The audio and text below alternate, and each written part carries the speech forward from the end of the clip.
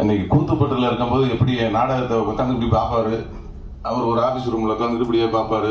வந்த நடையே மினி சூப்பராக பண்ணடா, நல்லா பண்ணியிருக்கடா அப்படின்னு அன்னைக்கு உற்சாகப்படுத்தினாரு. இன்ன வரையும் உற்சாகப்படுத்திக்கிட்டே இருக்கிறாரு.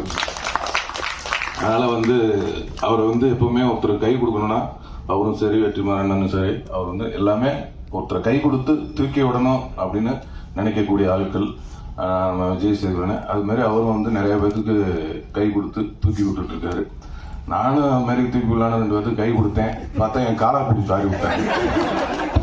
அதனால கை கொடுத்தாலும் யாருக்கு கொடுக்கணும், யாருக்கு கொடுக்கக்கூடாது அப்படிங்கிறத கரெக்டாக தெரிஞ்சு கை கொடுக்கணும். அதில் அவர் அண்ணன் கரெக்டாக கொடுத்துருக்குறாங்க. அதேமாரி இன்னொன்று சொன்னார், ரொம்ப மறக்கவே முடியாது.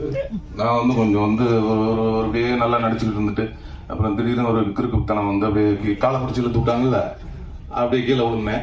திருப்பி என்னை ஒரு அரவணை வச்சு